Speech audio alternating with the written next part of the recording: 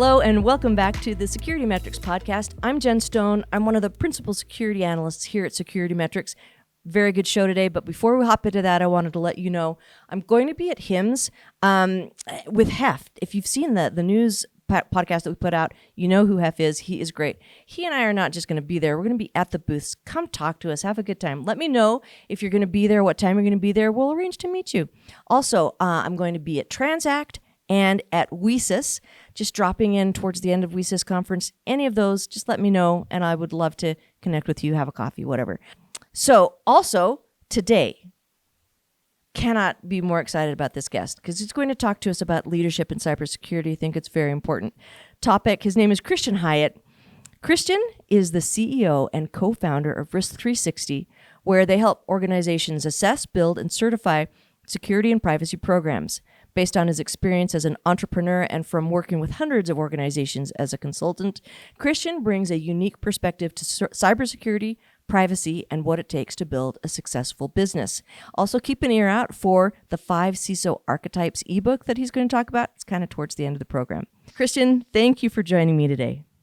Thanks so much for having me. So we're talking about leadership, and I think that leadership in security in general doesn't get the attention that it needs. And in considering who do I talk to about leadership in security, your name just was top of the heap for me. And so I'm really excited to talk about this with you. And you came back with some conversation, potential for me, saying security is all about business objective alignment. And I thought that was such an important concept. I wanted to lead with that. Can you tell me what you mean by that? Yeah, I think when a lot of people think about cybersecurity, the natural thing to think about is the technical stuff, either the compliance side of the business or pen testing or the latest tools and technology, because that's just the way most of us are grown. We grow up through the business thinking about those technical concepts, being subject matter experts. And then because now I'm a CEO at Risk360, which is a security advisory firm, and I'm interacting with security leaders as a consultant, I have this kind of new perspective where I'm realizing what's happening at the executive level, the types of conversations they're having are business focused, which ultimately drives security initiatives. And that's a piece of perspective that I wish I had earlier in my career, because there is a reason that businesses decide to spend money on security or adopt security policies. And I narrowed it down to really 3 primary reasons, and we can dive into these if you like, but it's really to reduce risk. So companies want to reduce risk, stop a breach, protect their reputation. That's kind of the most intuitive reason that companies want to do it. And I think most security people operate off the assumption that that's the primary business objective, but it's not. The second reason companies often want to do security is for cost or complexity reduction.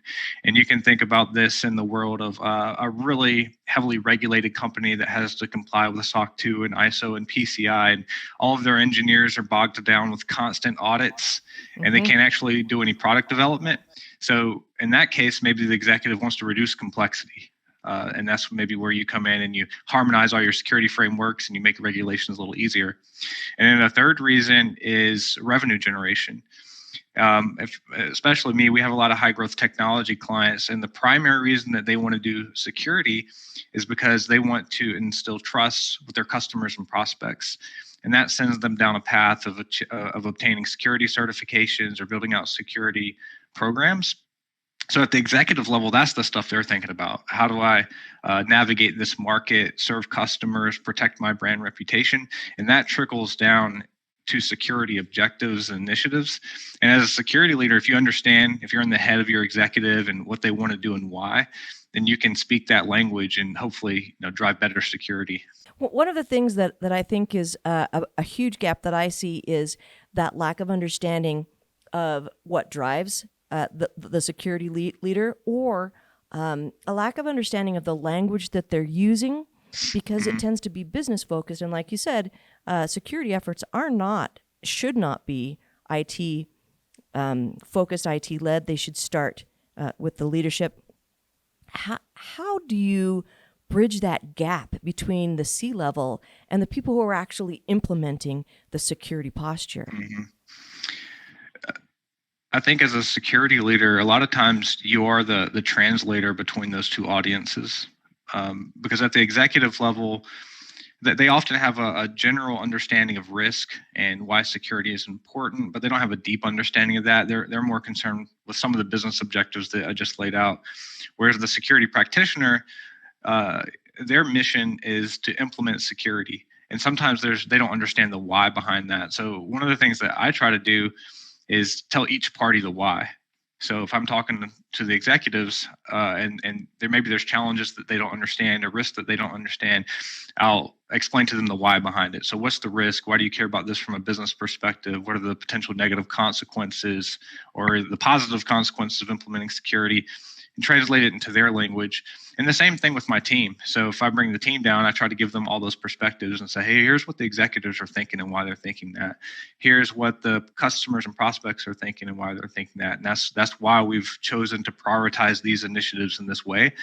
And a lot of times just explaining the why gives people enough information to go do the how enthusiastically. And it takes a little time as a leader, just taking the time to step back and explain the why, because sometimes we start at step Z instead of step A when we're trying to tell people what they need to do. And for me, I'm all about context. So if someone can give me the why, I'll enthusiastically go after the mission. But if I'm a little lost as to why we're even doing this, I'm a little less enthusiastic about it. So for me, that's what I try to do and try to translate back. Absolutely agree. I know when I was earlier in my career, when I was the hands-on person doing, starting on the help desk and then going to doing the actual hands-on keyboard work that's involved in IT and security. If I didn't know why, I would often forget that there was a how that had to be done. Like putting those things together in my head, if there's just a list of rote things, and I think this is common to a lot of people, what am I supposed to do today? If I don't have context for it, then you're kind of leaning on checklists that may or may not be accurate. You're missing things that perhaps, if you understood the context as you're going about doing your work, you might put these ideas together in a cohesive way rather than a checklisty way. And yep. I see this in customers that are trying to do compliance without understanding that it serves security. Do you see that as well? Oh, yeah, for sure. I think it's so easy to fall into the trap of like the compliance check the box thing, just because like my mission is to get SOC 2 or PCI or whatever. So you do whatever you need to do to make that happen as a compliance analyst. And sometimes you don't zoom out and say, well, can I do this in a way that would actually reduce risk, or there would be other net gains or fulfill other missions that are going on at the same time? A classic example of this for me is policies. So pretty much every security framework and every compliance framework requires that you have security policies. Now, if you're treating that like a checklist, like you'll just download some policies off the internet, you'll adopt them, put a change log on it, and hand it over to the auditor and say, look, we have policies. But if you're thinking about it from an organizational change perspective, the way I describe policies is they're the written articulation of management's intent and strategy. So if you can grab those policies, that's your opportunity as a compliance analyst to take that to leadership, get in front of leadership and say, hey, look, tell me what you want to do and why you want to do it. And it'll make them think about it, write it down, and then you can help them go carry out their mission. So little things like that, I think it's a huge missed opportunity as a compliance person if you just treat it as a check the box, because maybe you can escalate it and get some visibility with leadership. Maybe you can drive some organizational change. There's a million initiatives that might be going on, and maybe you can help serve those purposes too. So I agree with you. There's definitely a huge gap. But I would encourage all the analysts to use those compliance initiatives as opportunities to serve the business beyond that. 100% agree with you on that. One of the things that I personally, I guess, struggle with is when somebody asks me, do I have to have this in order to be compliant with this? Because it cuts out the conversation about security. So sure, there are ways to, let's take PCI for example, because it has a very good framework on if you do these things, you will be PCI compliant, and then you'll be able to continue processing checks. Processing credit cards, right? So, and that's the goal of many merchants is, I just want to be able to take credit cards. What do I need to be able to do to get this attestation that lets me do that, right? And so sometimes on the internet, you'll see people say, well, compliance isn't security. And that is true. But as security professionals, if we go in and do a compliance assessment and we see look, you're going to be compliant, but you're leaving this entire network unprotected. I think it's incumbent on security professionals to say, all right, here's what's going to bring you into compliance, but also, do you want to be able to do business? Because these are the computers that allow you to actually do business with somebody. You can't even take a payment if you get ransomware on these systems. So maybe you should look at your whole ecosystem and look at it entirely from a security perspective. But I don't think that everyone looks at it like that. I think there's unique opportunities to make compliance folks look like heroes in certain areas. And a good example, this happens all the time, is we'll be doing an assessment and we're talking about gaps. Or you have this gap, and they say, well, like you said, do I have to do this, or what should I do about this gap? And then we get into this conversation about the why behind the gap, because you could do the minimum standard, maybe it'll pass the audit. But I always encourage compliance and security folks to start thinking about the business objective. And because we serve high growth tech clients, typically our clients are growing super fast. So they might be going from 100 people to 500 people over the course of a year or two. So when we're talking about things like network segmentation or access controls or different tools that solve problems, I'll ask them, I'm like, okay, well, you want to solve access? Sure, you could do a manual user access review, and that would pass muster for the audit this year. But what about when you're onboarding and offboarding 100 people or 200 people per year? Like, do you want to do centralized access and identity management? And is that going to help you scale your business? Is that really going to cut costs in the long run? We start having these types of conversations. Now we're a little bit outside. We're definitely outside the realm of compliance. We're into the realm of security, and also into the realm of, does what I'm doing from a technology perspective support the scale of my business? Now that person who thought they were having a compliance conversation is having a strategic conversation about how to support the business. And that's something that they can take to their executives. They can say, hey, to be PCI compliant, we have to manage access. But I'm thinking that we need to really invest in some technology here, because we're going to go from 100 to 500 people over the next year, and we have to do X, Y, Z. And I think those are very meaningful kind of mental shifting conversations away from compliance into supporting the business. And you can gain a lot of political capital as a compliance analyst or a security manager if you can have those kind of conversations. Right. And on the other hand, I see a lot of people who are in compliance who get very pedantic with the rules and don't actually take the time to understand the systems or how they work together for a customer, and understanding the risk base for all of them, understanding some threat modeling for those systems. And so you miss the opportunity to really do something positive for the actual security stance, not just the compliance efforts. Yep. This episode is brought to you by the SecurityMetrics 2022 Guide to PCI Compliance. I personally helped with this guide and can highly recommend it to anyone going through PCI compliance. It goes through what the requirements are, and then tells you in the real world what they mean, how to meet them, recommendations from auditors. So it's a great resource to get the fundamentals of PCI compliance. You can get it on our website, SecurityMetrics.com. There's always like this balance when you're the auditor. So we do external audits sometimes, and I guess there's different schools of thoughts on this. You have one type of auditor that is very like, I'm an auditor.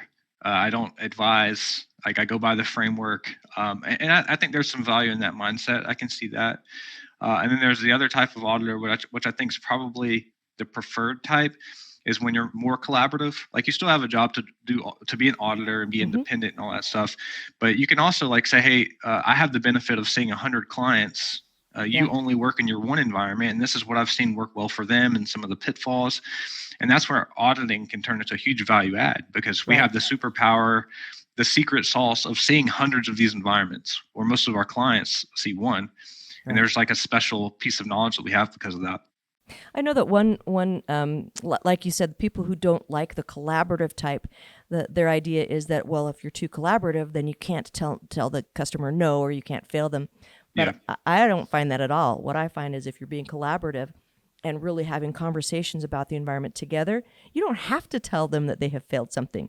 They see it at the same time that you see it.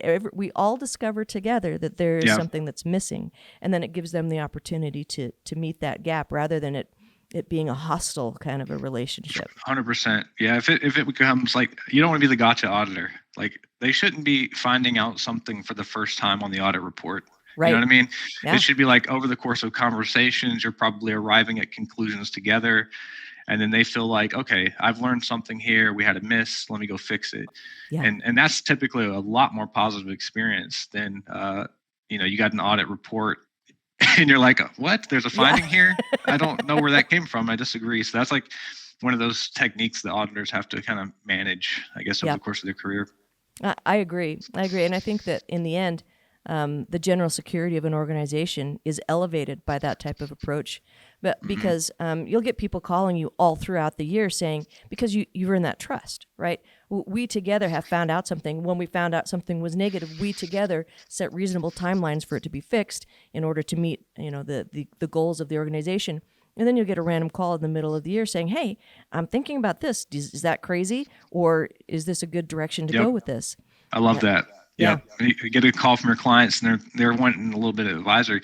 The other way I'm thinking about this right now for the first time. The other way that I think auditors can help clients is helping them see around the corner or communicate with their leadership team. Because often when I come out to do audits, the person that you're interacting with most is usually a manager level or maybe even an analyst level. And their task is getting you audit evidence, setting up walkthroughs, helping with the day-to-day. And you might tell them that there's findings along the way and they'll ingest that. But then what I've had happen to me is they won't escalate it themselves. So by the time the real decision maker, the real executive sponsor of the project learns about the finding, they feel surprised. And then as the auditor or the security assessor, I'm like, I told you this a month ago. That never made it to you.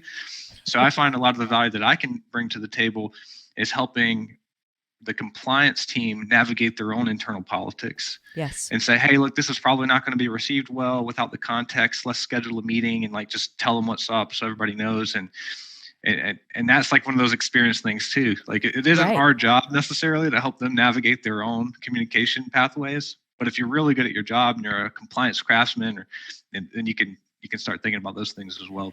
I think that comes back to what you originally said, where if you know the language and the intent and the focus of the business people, then you can serve those needs better as a compliance and security person. But if you are at maybe more of a starting point in your career, may have had less opportunity to communicate with these people, you don't know that language. You don't know how to share bad news or get budget for things that you know are an issue. And so, like you said, when you've seen hundreds of organizations and different issues the challenges that they meet, then you can help actually give them phrases and concepts that set them up for success with that conversation. So at Risk 360, we have this. One of our core values is craftsmanship, and I was listening to YouTube, and there's this book, I think by a guy named Stephen, I think Pressfield is his name, probably have that wrong, but it's called Going Pro. And one of the things that when we talk about the core value of craftsmanship, we talk about how anything is interesting when you get into the nuance. So most people don't dream of being a compliance professional typically, but you get into it and then you get really good at it. You get into all the nuances, all the chess pieces that have to be moved, helping people navigate internal politics, knowing all the frameworks, combining that with security. And all of a sudden it gets really interesting. Mm-hmm. And this book, Going Pro, talks about that. It talks about how, and we should all take this to heart, how you're not just a compliance auditor, you're a professional. And you should take being a professional, a craftsman that's creating a work of art. And if you think of that for anything that you work on, but especially in compliance, when you walk in the door, you kind of, got a chip on your shoulder. You're like, all right, I'm going to help these people navigate this. I have my eyes open. I'm listening. I'm trying to be empathetic. I'm going to make sure my writings are tight. And then all of a sudden you're a rock star. You're great. You're a trusted advisor. You're thinking about business stuff. You're not Jen, the PCI auditor. You're Jen, the person they call when they're thinking about making a big decision just to get your perspective. And that's when this job becomes fun. Yeah. Because you're like, well, let me think about the other 100 environments I've seen. Let me think about how maybe I want to navigate this. And you become really valuable to every organization you work with. So I don't always meet that, but that's kind of what I aspire to do for any client that I'm working with. And for our team, I always kind of give them that pitch too. And I'm like, think of it this way, because that's when it becomes fun. Yeah, and it is the most fun job I've ever had. And like you said, I don't meet that for every client, but what I find is if I don't, there's some kind of interpersonal thing that I think that customer would be better served by the personality of one of my colleagues. And then I'll say, look, let's give you someone who maybe understands your background and speaks your language a little better. I always would love to be that person, and I try to meet that. But I recognize that I'm not that for every person that I meet. 100%. I've told my team, I've been fired off projects many times. Not a ton, but it has 100% happened, especially early in my career, where it was just like not a great personality match. I remember this one time where we had a what I'll call negatively a babysitter. It was one of those clients, they just have a guy sitting in the room with you all the time. Yeah. And they just want to monitor the auditor. And I had a brand new staff with me who was new to the company. And I was kind of telling them a little bit about the company. I was like, oh, this is a great career decision. This is a great company. And here's why, XYZ. And I didn't think twice about the fact that this person sitting in the room with me was overhearing this, but it turned out that they had some major turmoil going on in their company. So he kind of took it offensive that I was bragging about my company when his company was having some major problems that we were just unaware of.